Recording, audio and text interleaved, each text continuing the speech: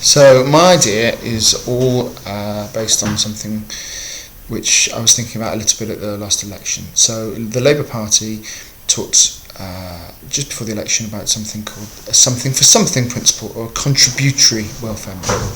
And this was in response to the idea that sometimes too often we have a kind of something for nothing model of the welfare state. I think there's a few problems with this, but it's interesting, and if you apply the thinking towards the models of housing associations, it might inspire us to come up with some new and interesting models for how they could work. So the contributory welfare model says that instead of everyone being automatically having the right to certain welfares, they receive a payment or unemployment benefit or whatever it might be in relation to what they give in. So you get what you give. There's some interesting stuff here, but I think it's slightly problematic with the welfare state. Lots of people don't like the idea, partly because if we had that, actually it would essentially be a bit more like a private insurance scheme. Is that what we expect the state to be doing? What about those that can't contribute, certainly contribute in cash terms? And if you take away their right to certain benefits, if they can't contribute in cash terms earlier in their lives, then there could be some issues there. That's one idea, and we could use some of the thinking there to think about housing associations. The second one is what's going on with a housing association in the southwest of England, which is United Communities in Bristol. They have a model which you could criticise as a kind of compulsory volunteering model, but they say that part of the deal of when you sign up to live in one of United Housing's properties, that you have to commit to some training and a certain number of hours of volunteering, if that's what you want to call it, over the course of the year. It seems to be going quite well, actually, and we'll find out a bit more about whether it could be used more widely as a model. The third idea, which has fed into this thinking, is what some have called the Cleveland model, which is from the US, so places such as Detroit, Cleveland, Baltimore. There have been some interesting models of economic development where local organisations have taken the fact that universities, big hospitals, and some other organisations essentially can't leave the city. So you've got places like Detroit where lots of people have been leaving the city over time. And if you said, what about those organisations that can't leave the city?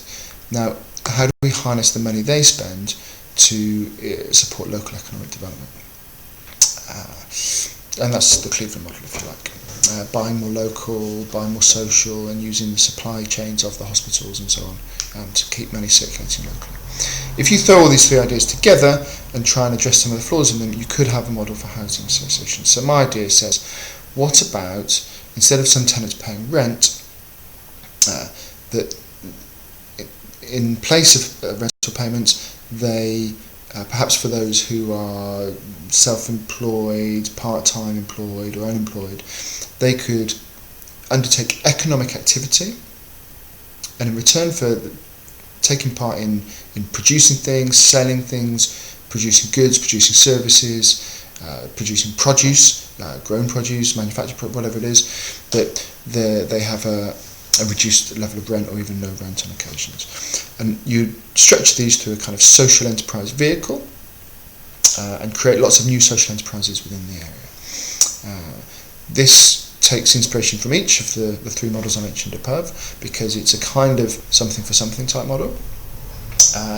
You could get housing associations, local hospitals and other big, powerful, perhaps health and social care social enterprises in the area to commit to buy some of these services. So it might be laundry, it might be grounds maintenance, it might be plumbing, building, construction, IT support, whatever it is that the tenants have some potential to use their skills to offer services to others. You get the big organisations to commit to buying some of these services from social enterprises, perhaps under thresholds where it's easier with procurement law. And by adding those kind of elements of the model together, and a bit like inspired a little bit by from the United Communities model in Bristol, where tenants, this part of the deal of being a tenant is that they can reduce their rent if they undertake these kind of activities, you could have a new model of sort of local social enterprise economic development. Two other things which I think come into this, which could help make it work, around SITR, a new tax relief for social enterprises, and the government's new proposed right to buy policy, extending that to housing associations. Both of those involve some kind of subsidy. So whatever you think of right to buy, and however successful SITR turns out to be over the next few years, there's some money from the government that could be harnessed there if used creatively to make some of these models work. So actually these social enterprises, it's going to be tough for them, like it is for any enterprise, but actually what they've got going for them, and compared to many other businesses that start up all across the country, are that there's a pledge from big powerful organisations to spend money on buying these goods and services, support from a big housing association sort of developing and supporting the new enterprise, and there's a potential bit of subsidy of tax break or otherwise that could be used to take a bit more risk and to try and help these models to flourish. It needs a lot more work, it's early stages, but I think we could learn from 2 or 3 ideas out there in the States, in the southwest of England, and harness a little bit of subsidy and be creative. And there could be a new model which could, for some people, mean that instead of paying rent, they're contributing valuable economic activity in their area.